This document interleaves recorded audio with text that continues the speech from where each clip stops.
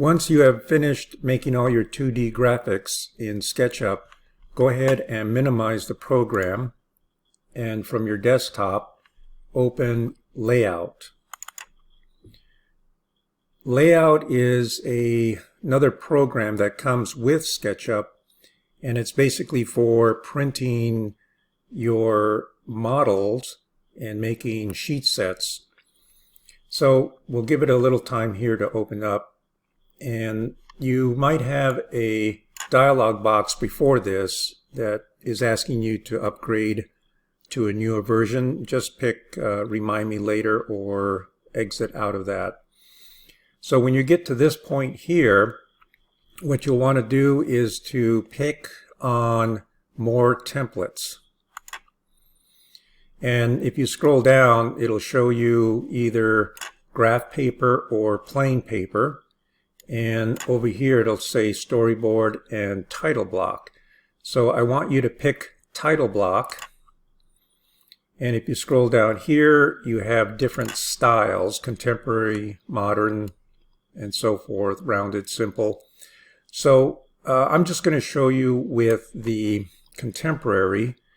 And in this class, we'll always be choosing tabloid landscape. And that is the 11 by 17 paper format.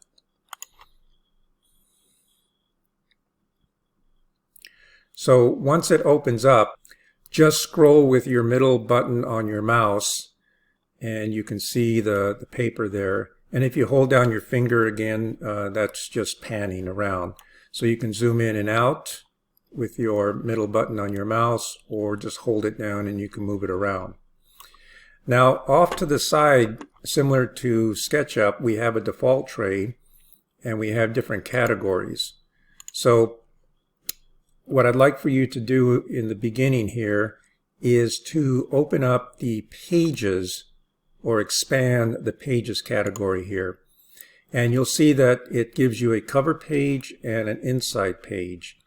So if you pick the cover page, it looks different than the inside page. And this is automatic, or it's a default page that comes in with any particular style that you pick. And it's going to be similar to this, but a little bit different, okay? Because sometimes the cover page is what you want to have shown as an introductory to the rest of the pages, so that's going to be a little different style. But for our purposes, I'm going to have you delete this page. So go ahead and pick on cover page and then pick the minus symbol there. Now the inside page we're going to keep, and we're going to make two more of this style here. So pick the plus a couple times, and then we're going to rename these.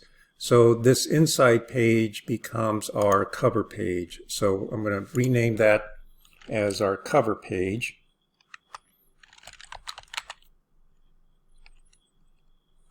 And I'm going to use caps.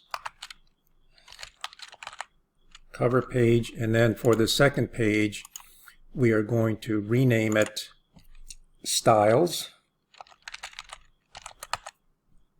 And the third page, we're going to rename it the Site Plan, or just Site is fine.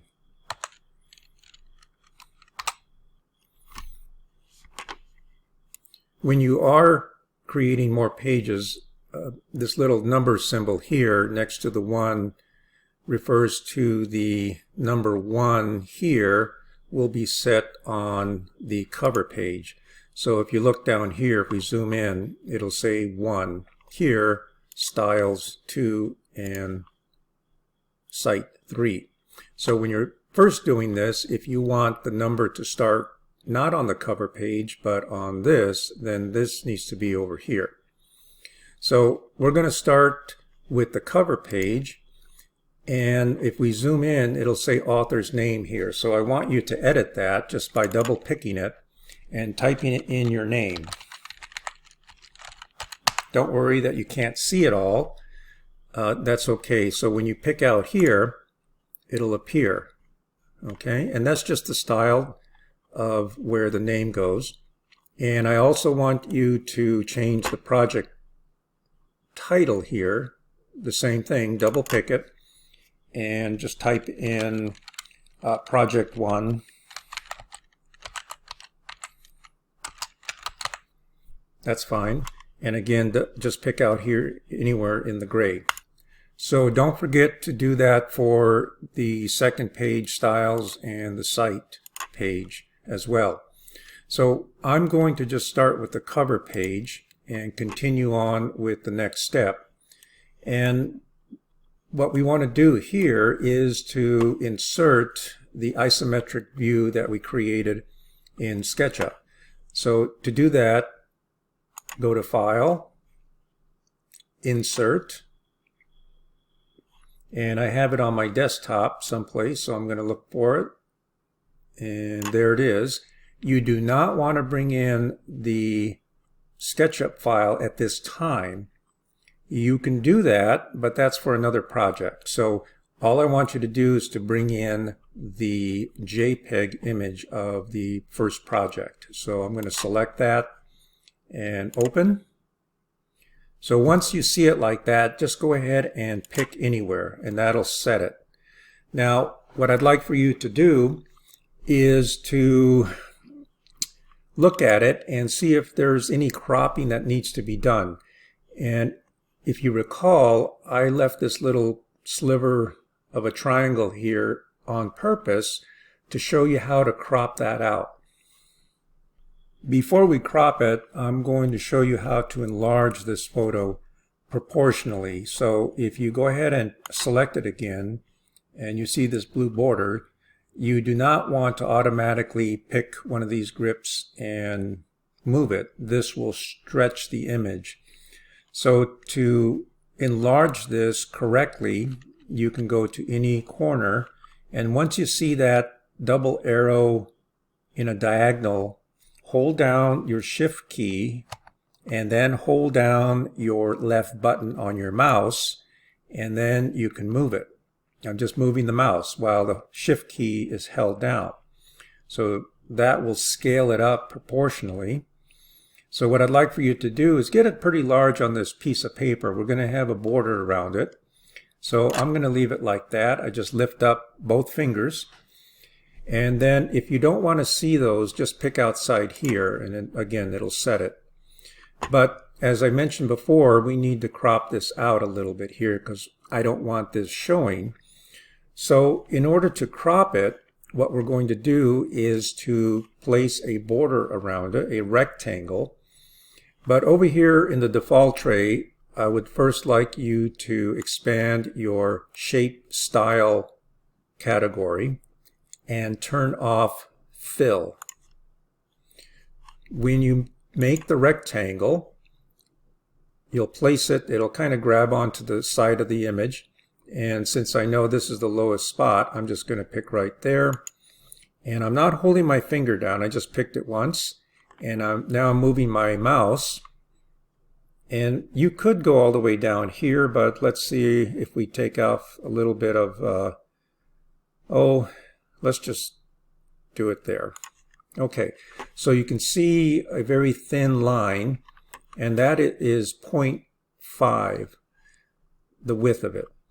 And you can see a little part of it up here that's going to be cropped out. So in order to make this happen correctly, you need to select your image and the rectangle. And you can do that a couple ways. You can just window it. I like to just window some things just like this. I'm holding now my left button and just dragging it across both the image and the rectangle. Lift up your finger. Now you could right click, and if you go to create clipping mask and pick that little portion will disappear. Again, don't just pick this and think you can move the whole image. If you want to move the whole image, you need to have this symbol, the 4 arrows. So if I hold down my middle button, rather my left button, and I move it around, don't worry about all those blue lines.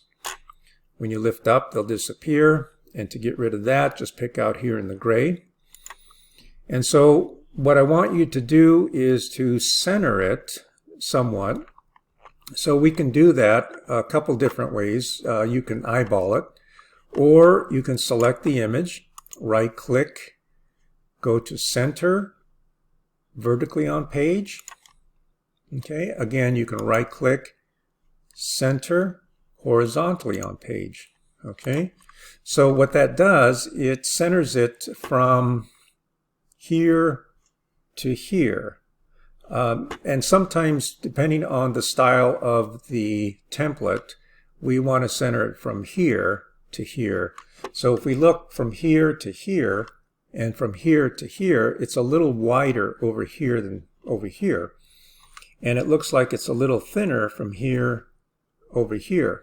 So what I really like to do with this is to select it and use my arrows for fine-tuning. So if I tap the up arrow, you can see that it's going up a little bit.